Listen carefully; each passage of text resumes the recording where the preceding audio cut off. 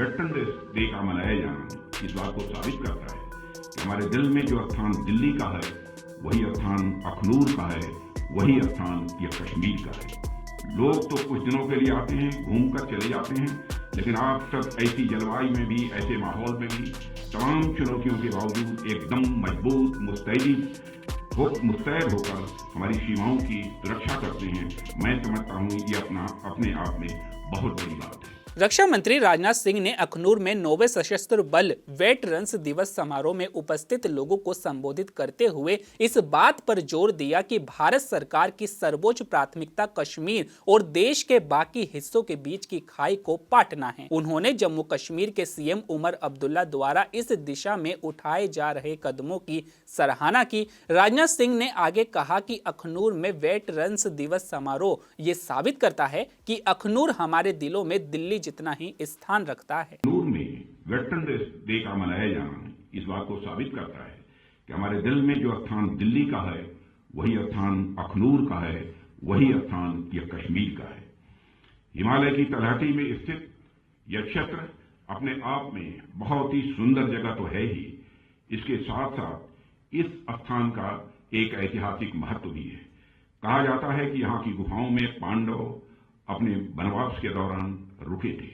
जो जिस म्यूजियम का आज मैंने लोकार्पण किया है उस म्यूजियम में इसे दर्शाया गया है।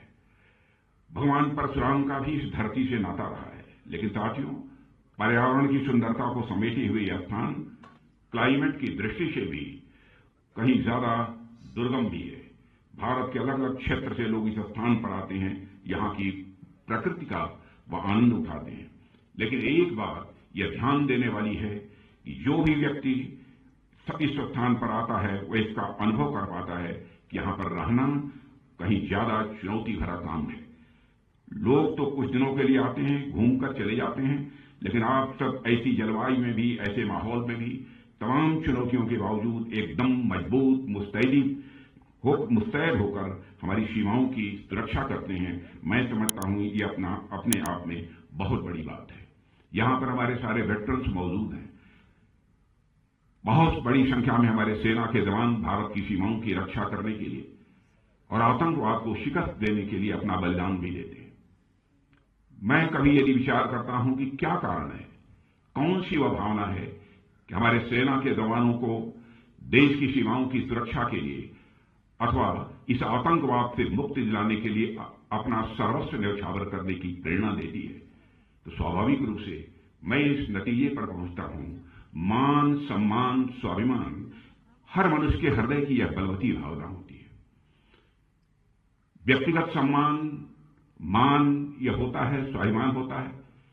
परिवार का और समाज का जिसमें हम पैदा हुए हैं उसका भी मान, सम्मान, स्वाभिमान होता है। जिस देश के हम नागरिक हैं उसका भी एक मान, सम्मान, स्वाभिमान होता है। मान, सम्मान, स्वाभिमान को लेकर ही शायद यह भावना लोगों के अंदर पैदा होती होगी। हम अपना प्राण न्यौछावर कर देंगे लेकिन अपने देश की सीमाओं की सुरक्षा करके ही रहेंगे, यह संकल्प उनके मन के अंदर पैदा होता है। जिस समय हमको आजादी हासिल नहीं हुई थी उस समय चंद्रशेखर आजाद, सरदार भगत सिंह, अशफाकुल्ला जैसे जवानों ने हंसते हंसते भारत माता की पैरों में पड़ी बेड़ियों को काटने के लिए अपना सर्वस्व बलिदान कर दिया। कौन सी वह प्रेरणा थी जिसने उन्हें अपना सर्वस्व बलिदान करने की भावना उनके अंदर यह पैदा की?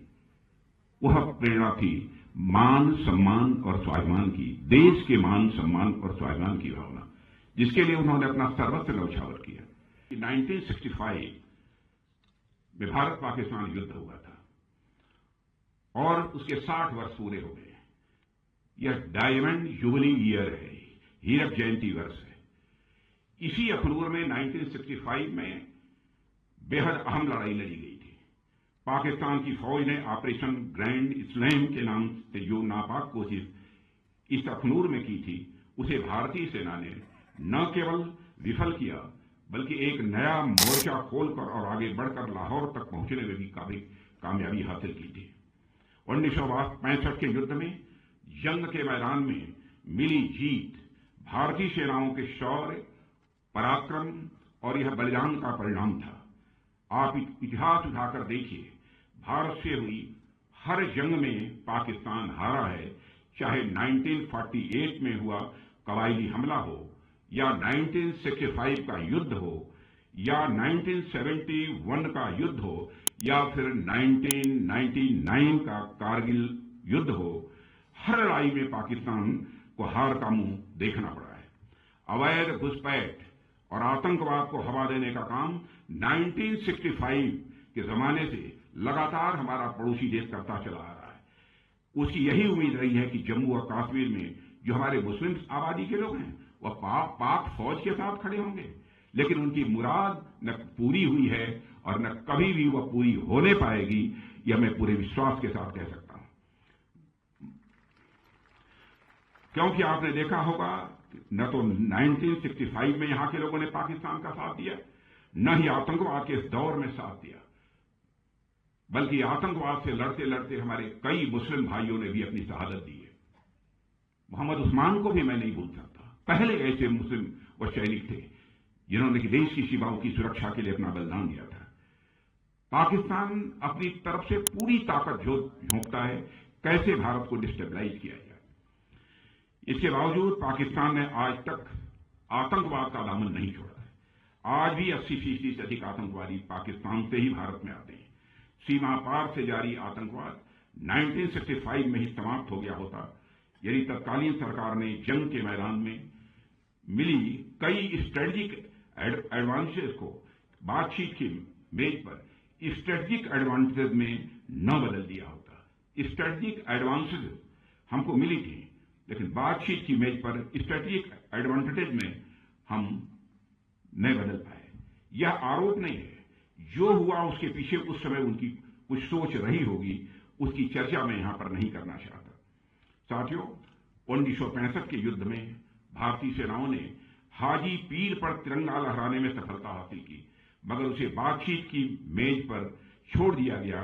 यदि न हुआ होता तो शायद आतंकवादियों की घुसपैठ के रास्ते उसी समय बंद हो गए होते, मैं ऐसा मानता हूं। इसकी शुरुआत हमने जम्मू और कश्मीर से धारा 377 समाप्त करके की है। आज यहां हालात काफी हद तक बदले हैं, इस सच्चाई को सभी को स्वीकार करना पड़ेगा। जम्मू कश्मीर बिना पीओके के अधूरा है, भारत के माथे का मुकुट मणि है। वैसे भी पीओके पाकिस्तान के लिए एक फॉरेन टेरिटरी से अधिक कुछ नहीं है। पीओके में रह रही अवाम को एक डिग्निफाइड लाइफ से महरूम रखा जा रहा है। उन्हें मजहब के नाम पर हिंदुस्तान के खिलाफ बरगलाने और उकसाने की कोशिश पाकिस्तान के हुक्मरानों द्वारा यह बराबर की जा रही है। हाल ही में पीओके के इल्लीगल वजीर आजम अनवारुल हक ने हिंदुस्तान के खिलाफ जो जहर उगला है वह पाकिस्तान की ही साजिश का हिस्सा है।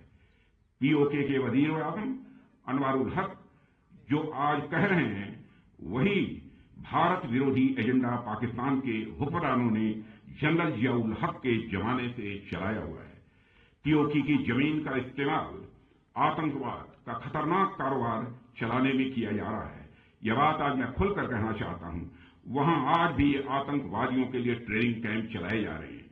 सीमा से सटे हुए इलाकों में लॉन्च पैड बने हुए हैं, इसकी पक्की जानकारी है। भारत सरकार को सब पता चल रहा है। पाकिस्तान को इनको खत्म करना ही होगा, नहीं तो ...